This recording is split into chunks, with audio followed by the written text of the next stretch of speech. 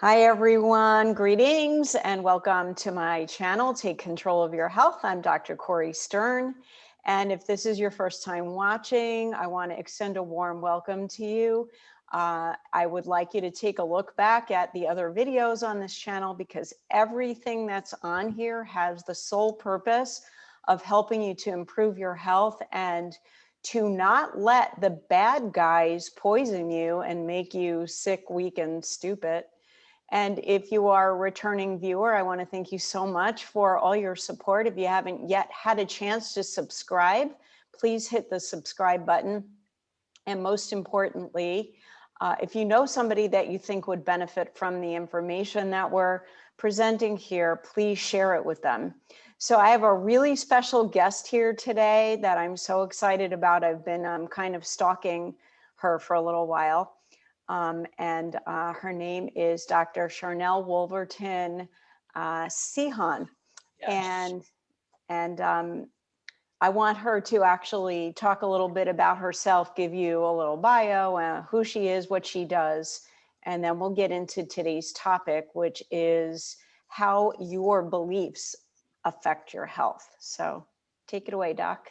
Awesome. Thanks, Dr. Corey. I've been following you on Twitter too. And ever since you reached out, just kind of tracking with you. And it's been nice to kind of start to know a little bit about you and what you're doing and your work. It's very beautiful what you're doing and helping a lot of people. So glad to be here with you and all your viewers. And let's see what we can do to get people shifting in something positive and or holding the line if that's required as well. I'm assuming we're going to go and code like FDA, guidelines and like not make sure that we can keep the Yes, channel please. going. Yes, yes, yes. But my background, I've done quite a few different jobs. I've always felt like I would be called to service or ministry, actually, since a very young child. And I also felt really drawn to animals. So if someone had told me when I was little, like, you're going to be a naturopathic doctor, that wasn't on my top 1 million things that I thought that I would do, but that's kind of where it worked out. And actually, I absolutely adore doing this and love helping people, especially on a broad level. But I worked, I've done everything from waitressing to, sales and retail, and worked at a bank, did all the things, going through college and doing that kind of thing. And, but really wanted to be, I felt like I would be working and serving in some capacity for service as far as a spiritual level. And so the background or the denomination, I was a part of a church at the time, and the denomination that I was a part of actually frowned upon women being any type of leadership ministry at the time. It's changed a little bit in that denomination, but actually not really. And so, but I went to like a Bible school, and my undergraduate ended up being in kinesiology because I was told that, you can't major in religious education because you don't have body parts.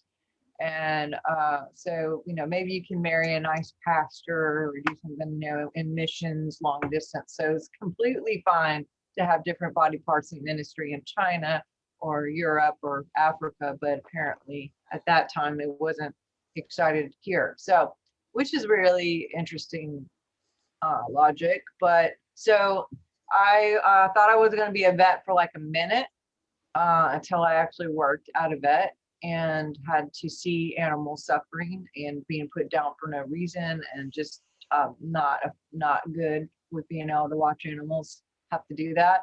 I thought for a second I'll be in pet therapy instead, but that isn't really a job. I mean, it's a great idea, but I haven't found a way to get paid to do that yet.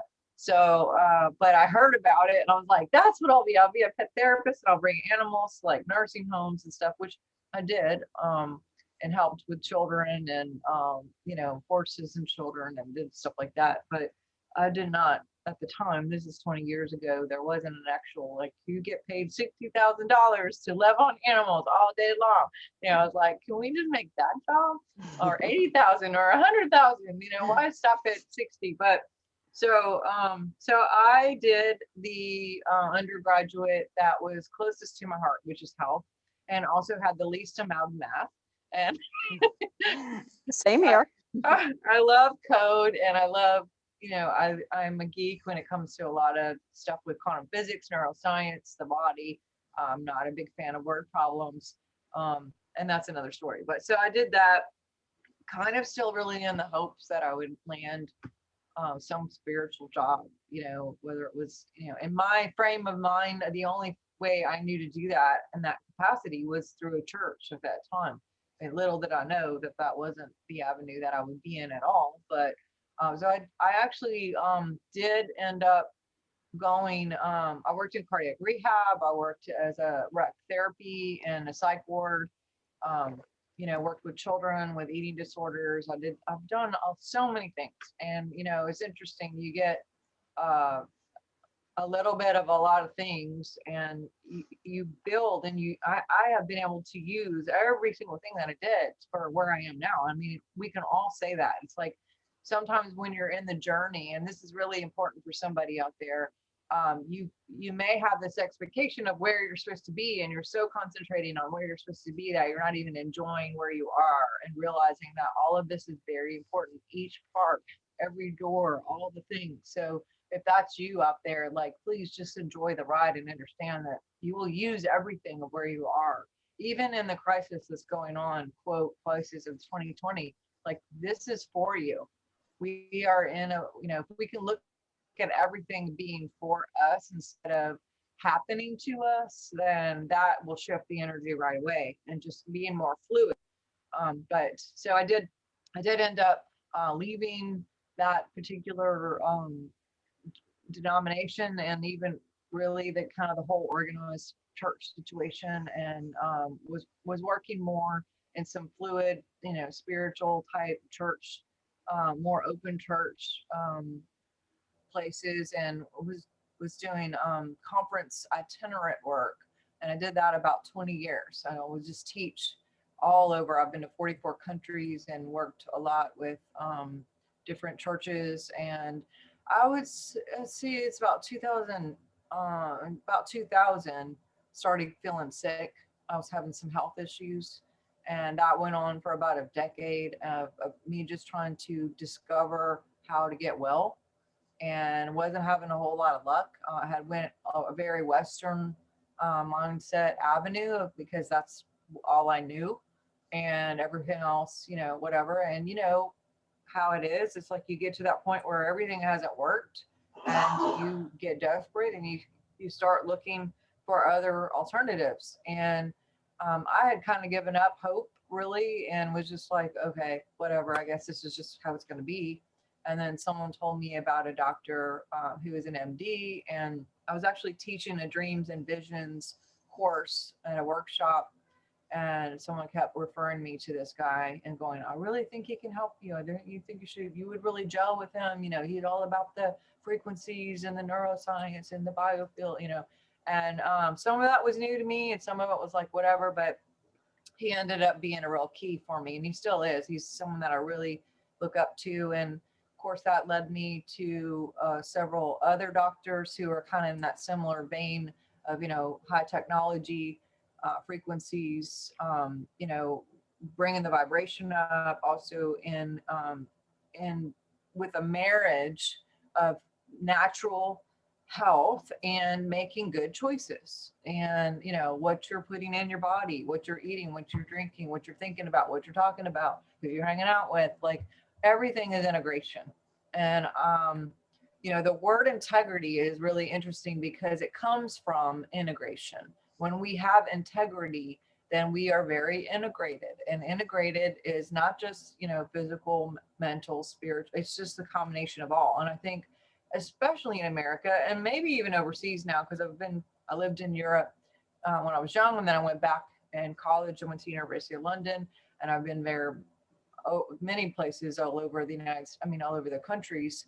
And it used to be like, if you walked around, you could tell who were the Americans because they were the ones that were more overweight and not having as much, health stuff going on, but or not as healthy. Now, when you go visit, it's pretty much been like there's McDonald's everywhere. There's, everyone has kind of got the Americanized diet in a lot of places that I've revisited. Now, you can't really tell the difference when you're seeing people anymore. Like I said, you could really identify, oh, they're American, no judgment. I'm just saying, and so when I ended up feeling like through a series of events, feeling to go back to school. I found my own way out. I reverse engineered what I had done to myself over the years and was able to get back to that balance and help myself. And when I would go back to these conferences where I've been teaching on spiritual things, some of these places where like I'd go every year in the first week of September and I'd see the same people. We do a big conference, some of the speakers were the same. You kind of get this vein of people that you kind of tour with or do things with over and over and over again, or, it mixes up, and then also the same people who host different things, and so when they're seeing the difference in me, and some of them didn't even recognize. I mean, there was a couple of times I went to California and literally stood in the back and just watched a friend of mine who was teaching. I came in mid-conference, and one of the speakers was standing in the back and another one was speaking in their mid-conference, and I just stood there and I was like, watching, and kind of was like, hey, Graham, and he looked over and like, who are you? And turns out he didn't recognize me. Wow. Like because I had dropped 80 pounds in a 16-week period, and my skin changed, my hair, everything, my whole being was different. And the same thing happened when I was I went to Amsterdam and was doing a conference there, and I've been there several times. I walk in the back, I came up through the registration, I got my suitcases. I'd just been dropped off with a taxi, and I'm like, hey, I'm here. And the people behind the desk were like, okay, ma'am, here you could register, blah, blah, blah. And I'm like, hi, it's me, and they're like, no, we're going to need you to register. And I'm like, I'm the speaker, like me, you've seen me for years. And they're like, oh my God, so when that was happening everywhere I was going back, they were like, what did you do? You seem so happy. You seem so, different. And I was a different person. I had different cells, I had moved out a lot of things. And, they were kind of like, can you teach on that? Because there's a lot going on in the world, and there wasn't a whole lot of education on this kind of stuff, at least in where my circles back then. This is, 10, 15 years ago. So, I kind of tranced over to, just saying, hey, you can be spiritual all day long, but you also have to make physical choices, like put down the cake, stop drinking the soda, like, maybe not eat McDonald's for the fourth time today, just normal logic, but where, we've kind of been programmed with commercials and all the things to take all these shortcuts, and it's just so cool and it's totally fine. And then even doctors and commercials of way back then was like, smoking pregnant woman, doctors suggest this cigarette is the best one for you. And I mean, we've come a long way, but in some ways we haven't really gone very far at all. Some ways it's worse. Yeah. With the V's and the commercials in between stuff, it's just like lots of pharmakia, lots of pharmakia, lots of pharmakia. And pharmakia by definition is witchcraft. It comes from that word. And so I did teach a lot on that. And what happened is so many people had so many questions, and they were coming to me with things that I had not been schooled in. And I mean, my background wasn't any of these things they were talking about. And so I was like, you know what, I think I need to go back to school. And it was like totally off the radar. Like I was just like, me going back to school, I thought I would get my doctorate. I just always thought I would be a doctor, but I thought it was going to be in divinity. And, I was really loved the spiritual side of things. I could just study that all day, and it really makes me happy. But I felt like I had a few things that happened. I don't know where you are on like spiritual synchronicities and stuff, but I thought, oh my gosh, I just want to help people. My heart would just really, and I was on the plane. Um, and I was literally thought to myself, do you really want me to go back to school and be an ND, God? Like, that's what came in my mind. And I look out the window and there was these little like cone things on the tarmac of the airport that I was at. And literally one had ND and had an arrow pointing in the direction that I was going on the side. I was like, oh That's my amazing. God. Yeah. Yeah. So stuff like that. I mean, I had a few of those where I was just like, so clear, this is the way, this is the way, this is the way. So I did. It seemed counter, but I went back to school and I thought, oh, I'm going to learn all this stuff. I'm going to be able to help a lot of people everywhere I go with conferences. It turned out that I got an invitation to start doing some medical conferences and speaking with some people on a medical playing field. And at first I was like, no, because I didn't see myself, that person. It's funny how beliefs and all that, like you said, can be, Right. and I was like, oh, I'm not smart like those people. And those, just like, what am I going to have to say? They're not going to care about what I think and what I'm, and that's, that's not spiritual, is it? And it's just like, oh, come on, get over yourself, go help people, So I started doing that. And then it was sort of like a mixture kind of thing where we're seeing a lot of just like consciousness type conferences and things like that, where it is like the marriage of integration of all the things, both east, west, north, south, like let's learn it all and let's just be who we're supposed to be and be the best that we can. And of course, everything's moved online. I had done TV in the spiritual arenas for about 3 years. And I loved it. And that was a weird thing that ended when I stopped kind of going in that direction. But we just started Swipar True TV here online with a podcast this year, really. Just because it's like, okay, how can I be most effective to as many people possible? Because I do remote scanning. I do one-on-ones. I still do. I even had a clinic for a little while. And I love seeing people, and I love the conference setting where before and after I could sit at a table and sign books and talk to people and answer questions and love on people and hug them and look in their eyes. But with everything that's gone down, obviously we're not in any capacity to do that right now, unfortunately, which is wrong.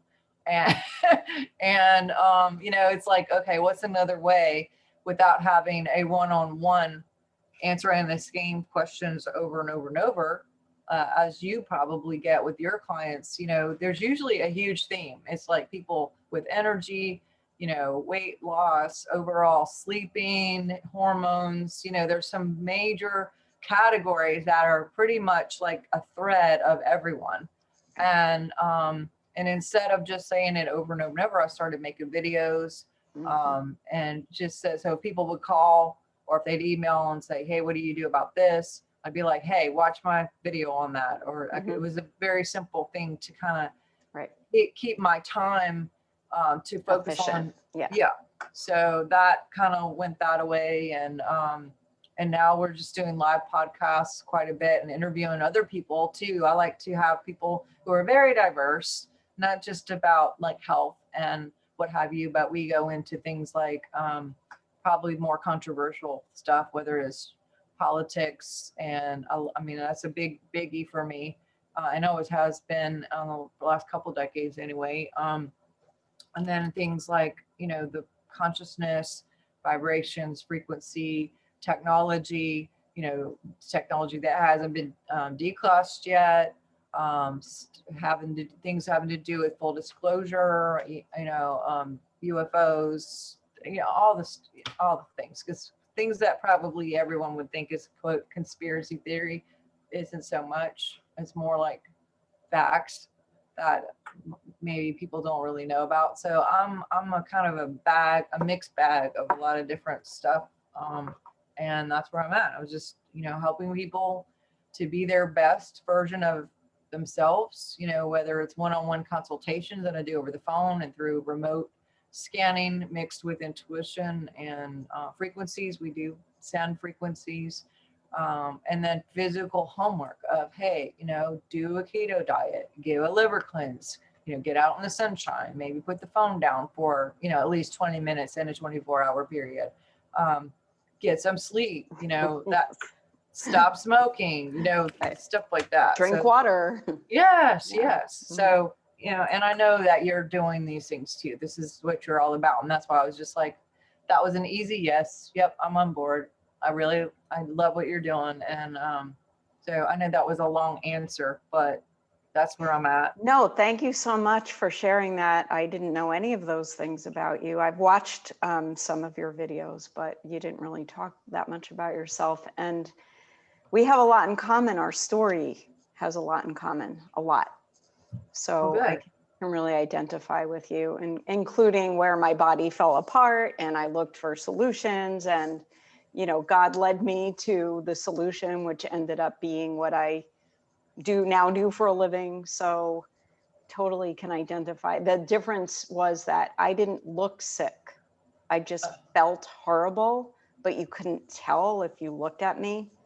I definitely look healthier now though. So I'm about to turn, I was going to say 47, but no, I'm about to turn 58. Wow. And, I'm so much healthier now than I was 10 years ago or 20 years ago, or even, 40 years ago. That's awesome. So, yeah. Don't you love it?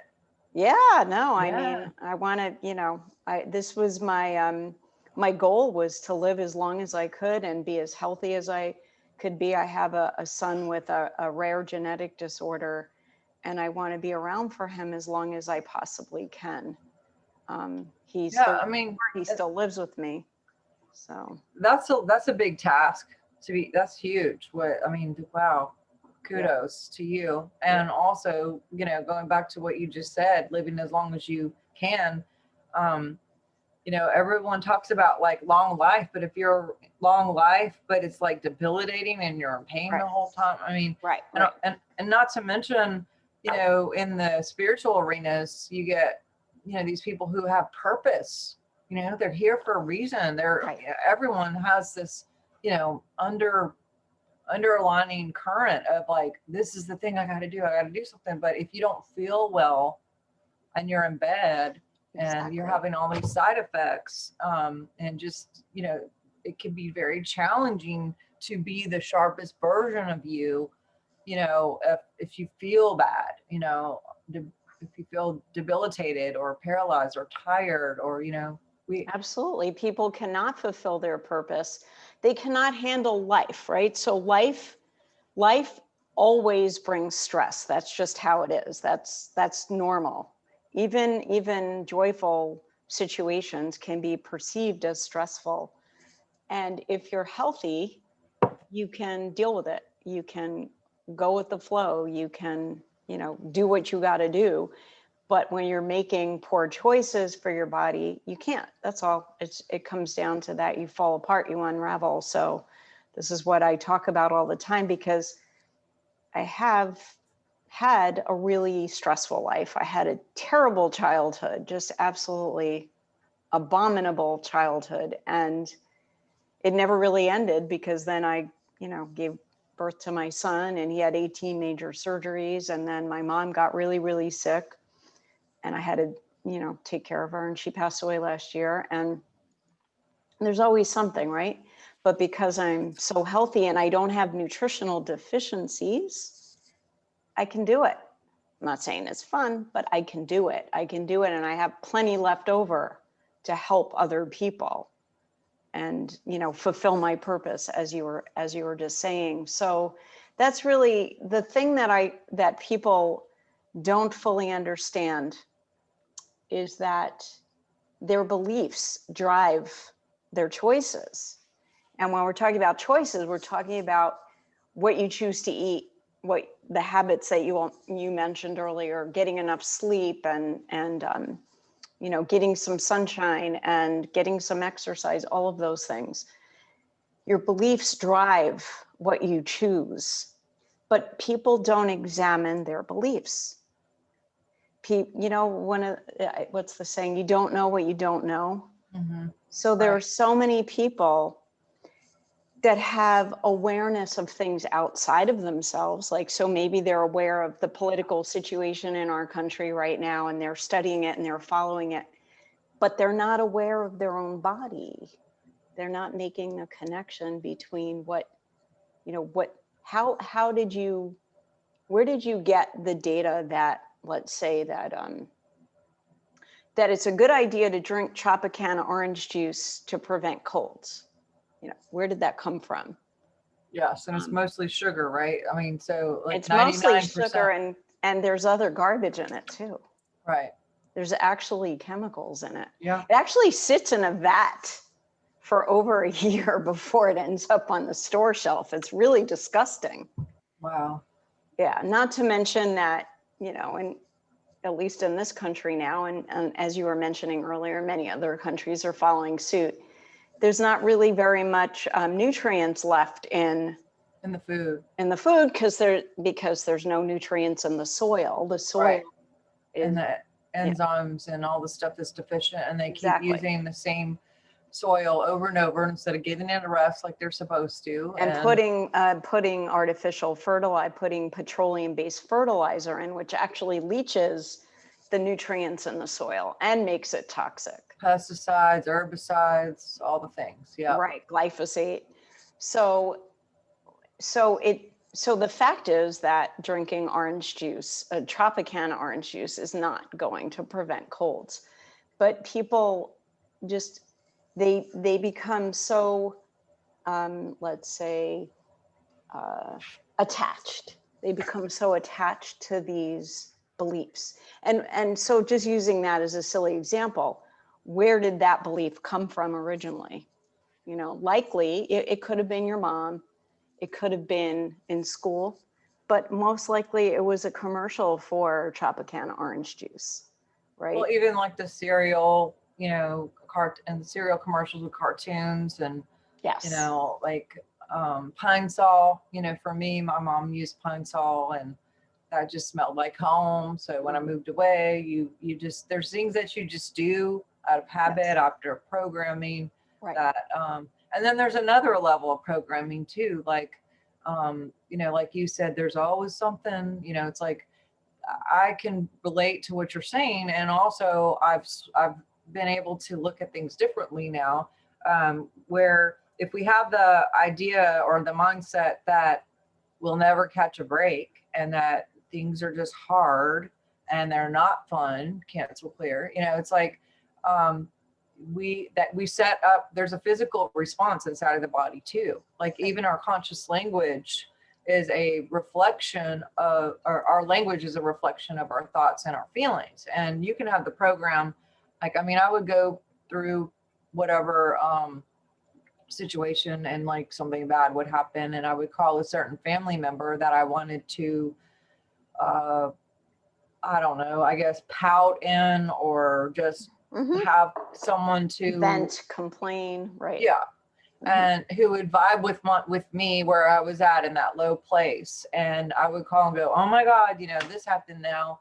And that person would say, there's always something. And they didn't mean it in a positive way, like there's always something, and now with that piece of just that understanding is if that's your expectation and that's your program, then you will create that, because the biofield is creative and it contains everything that we're thinking, talking about, and feeling. And so that goes out and radiates, and then also magnetizes back in. So then you keep setting yourself up, cancel clear, for more things that give you there's always something in the negative, instead of, how about there's always something, like, meaning like it'll work out. Like, everything works out for me. Like miracles follow me everywhere I go. I'm a miracle magnet, so when something happens, if we have the perception of, like, well, I wonder how God's going to get, work this out for me. There's going to be some way that this is going to be great.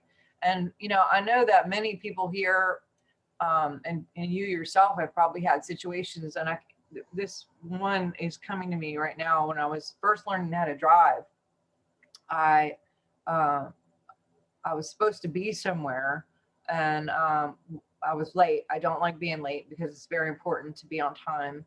and even on a chemical, physical level, neuroscience level. But because we make commitments, then our brain registers that commitment. And when you lie, then there's a chemical response and it sends your immunity down. But anyway, so I was at, on my way to go meet someone, and I realized I needed gasoline, and I knew I had to get to the get some gasoline, and then get where I was supposed to be and be on time. And when I got to this part where there was like a train came, and it was a long train, and it was dark, and I was waiting, and I was just so like stressed. I was just like, completely like, I don't like being late. And this is pre cell phones. Mm-hmm. So it's not like I can call and let them know, like, I'm going to be, 10 extra minutes or 15 or 30. I was already running a little bit late, and here. And so I'm just mad, and I'm like, seriously. And I'm like getting myself all out of alignment, and I'm just freaking out. And I'm like, oh my God. And all the worst case scenarios of what they're going to think, and just and I'm going to miss this event. And anyway, I finally do make it to the gas station. And when I do, there's police everywhere. There's an ambulance, there's police. And I kind of like pull up, and, the cops are kind of like, hey, no. Turns out there was a shooting. Oh, wow. 10 minutes prior. So you would have been dead. I don't even know if I would be here. Right. But that train saved my life. Mm. And I obviously wasn't sitting there going, oh, well, thank God for the train, because I'm not going to get shot, Right. But, if we can see every little thing like that as a opportunity to just pivot and go, well, I wonder what God's doing here, or I wonder why this happened. Or I'm so glad God always has my back. God meaning inside of me and my DNA, is because we're creating these things to, whether it's out of protection or sovereignty or love. When we have love seeping out into the field, then love shows up. Comes back. Yep. And, so that was a loving thing that happened, although my reaction to it wasn't good. And so I'm learning better to kind of perceive everything works for me, and that whole mindset, because beliefs, like you said, to be alive in something, believe, that affects every cell in the body. And you can actually think something, but talk about something else. Yes. Or you can think something and feel a different way. Like you can go, I'm really, really sad about this, but you're telling everyone, I'm good. And that there's a disconnect there, and it's actually causes split energy, which causes chaotic things to happen, because you're not in alignment. You're not living your truth. And so there's a lot to this. My book is called The Signs of Miracles, and it goes into, how to shift every part of, whether it's conscious language, what you're thinking, feeling, talking about, your signature DNA, because we all have a signature DNA that is significant to only you, a unique, energetic print, stamp of who you are. And then that does project into the field that makes you completely different from anything on the entire universe. So the mixture of what we're thinking, talking about, feeling, as well as that signature DNA, is what goes out into the field. And, sometimes we're thinking oh, everything works out for me, and having an abundance mindset and feeling abundant and all of those things. But yet you may have things that are showing up that are like, why does this keep happening? And it's not a positive experience. And you're like, I'm positive. I'm always nice to people. I have good integrity. I always show up on time. I always pay my bills. I never do anything bad to anyone else. Like, and then you're still having stuff happen, cancel, clear. That's when we need to look at the DNA. That's when we need to say, okay, what was going on with grandma? Maybe she came in with a poverty thing, or maybe she had bad things happen. No judgment against her. But those experiences can affect the signature code. And then you incarnate into that, and you're just like, la, la, la, la, la, doing your thing. And then there's this undercurrent of code that's going out that you're not even conscious of. And so the good news is epigenetics is real. We can change the DNA. We can clear all this out, and we can get clearer and clearer and clearer and clearer until we are that reflection of source code. And that's the goal of everything, is to be love.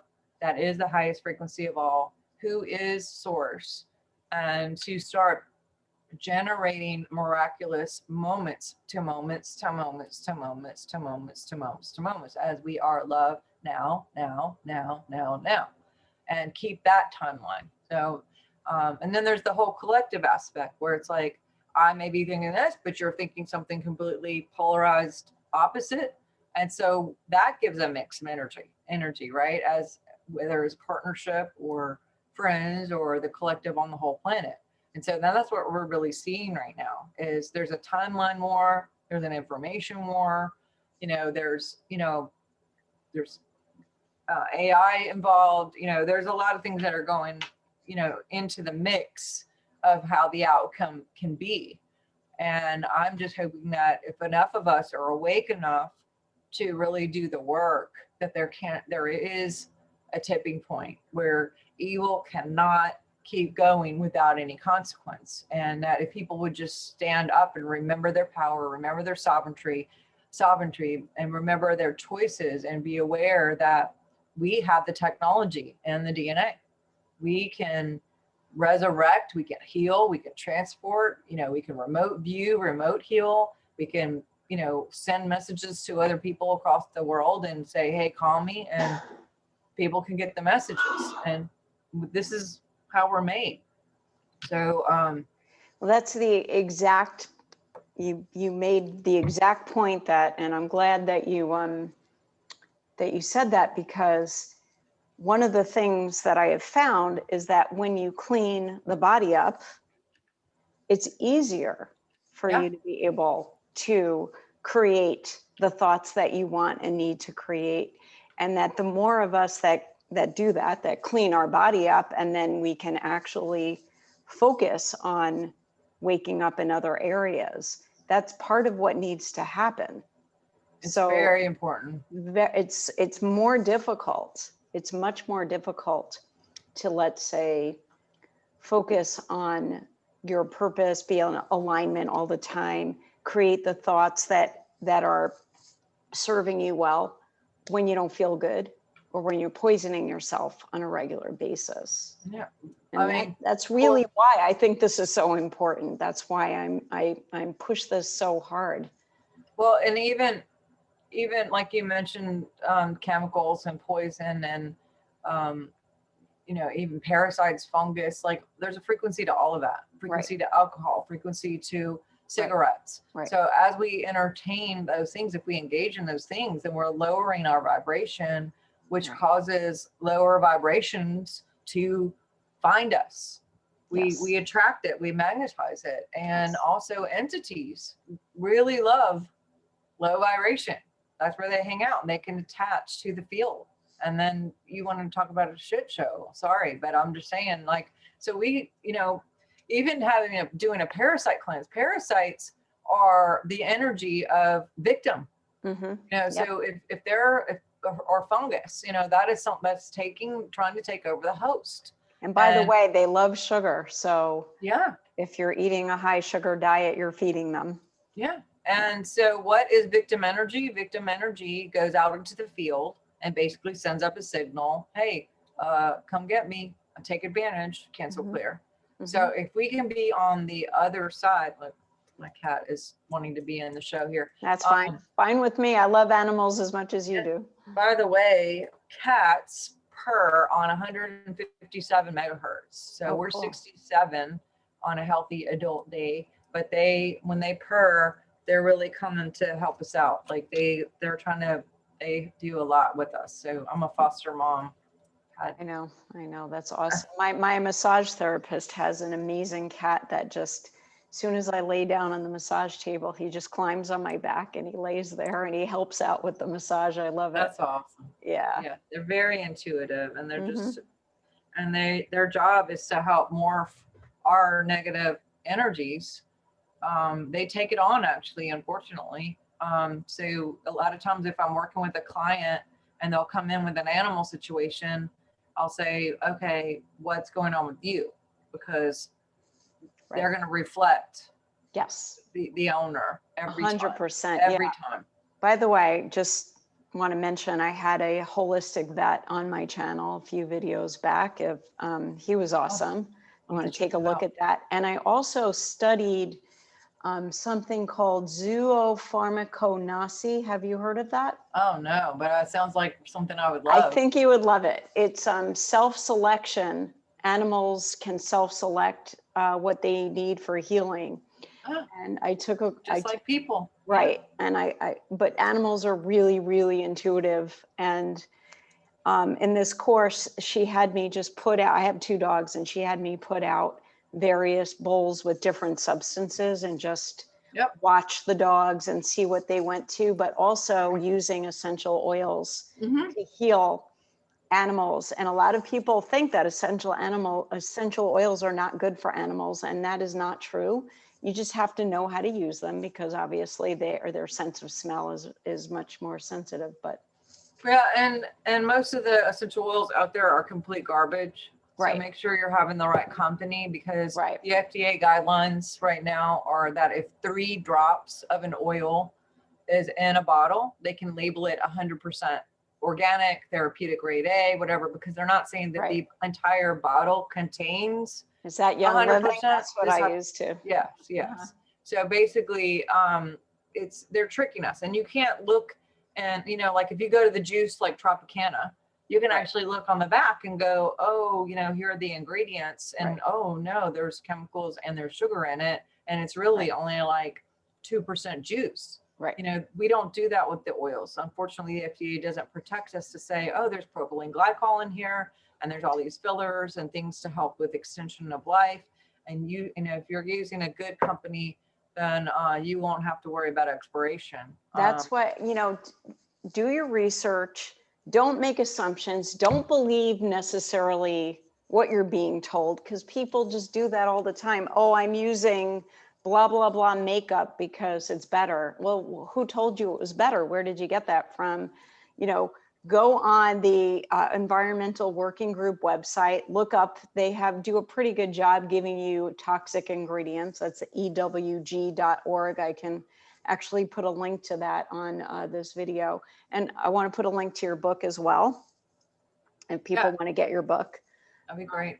Yeah, and so just the woman that teaches the Zoopharmacognosy, she makes her own oils. I bought a kit from her. They seemed really good. And by the way, my dogs love peppermint. It just totally calms them down. If they get a mosquito bite, I just open the bottle and just hold it there, and they're just like chill. Awesome. Yeah. And the guidelines, FDA guidelines, we're not allowed to say what oils do what and all of that. But you know, do research, you guys, and look into what, you know, what's out there. They've scrubbed a lot off the internet. And they've actually taken so many books out. You know, they did a huge book burning over the last 10 years where they've actually even come to some of these conferences that I've been at and literally just came and took the books off. The FDA came and said, you know, you have to reprint this. You can't say anything cures anything. Which, you know, it sucks because it's the truth, you know. Well, I teach. I was traveling around the US teaching, and we got to a point where there were so many things that I wasn't allowed to say that it was like, what am I even doing? What can I say? Right. I'll just stand here and look at people. This is an oil. That's what we can say. You know, it's like, now go study, go figure it out. But I'm kind of a rebel. So I just did it anyway and took my chances. So I need to get information to people. That's what I do. So anyway, Doc, I know that you needed to end around now. It's you know, time.